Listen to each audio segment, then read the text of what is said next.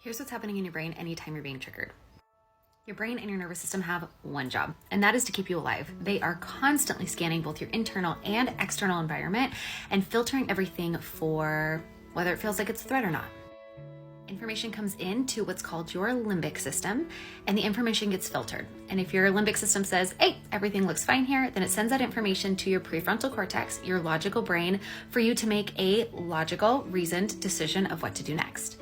If the sensory information comes into your limbic brain and it has anything that it even is either actually dangerous and threatening or it perceives as possibly dangerous or threatening, that information gets immediately sent to your amygdala, which is your stress, your fear center, which again immediately releases a bunch of hormones and stress chemicals into your body to get you prepared to respond and react to that situation. And it might be helpful to note that it takes twice as long for information to get to the logical brain as it does to your survival brain. And then we add in this part of your brain called your hippocampus. This is the part of your brain that stores your memory, and it's also part of your limbic system. So anytime that information comes in and is being processed, if your hippocampus recognizes anything as familiar, it kind of says, hey guys, we've seen this before, let's just react the same way we did last time. Our brain loves to be efficient. And this is super helpful when it comes to kind of mundane everyday things like brushing your teeth or crossing the street. But where this can be really unhelpful and is often kind of those triggering moments is when anything in your environment is representative or familiar to a past traumatic experience or a time where you weren't actually safe, either actually safe or you perceived yourself to not be safe. And we don't always know exactly what triggered us.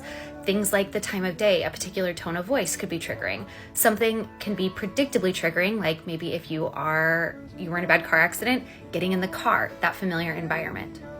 So it's just important to know that you have a little piece of this filtering system that if it looks at all familiar to something that you registered as a not safe situation in the past, bam, that's when a trigger happens. That information gets sent like lightning speed to your amygdala and we feel anxious, stressed, or even sometimes we drop into that freeze response and shut down. And it's important to know that our brain doesn't know the difference between real or imagined, actual or just perceived threat. It's important to note that you don't choose to be triggered, but what you can choose is to lay down more helpful neural pathways to decrease the likelihood of you being triggered in predictable situations and to cultivate a more regulated nervous system so that you can recover more quickly after being triggered. And I'll do a future video on that.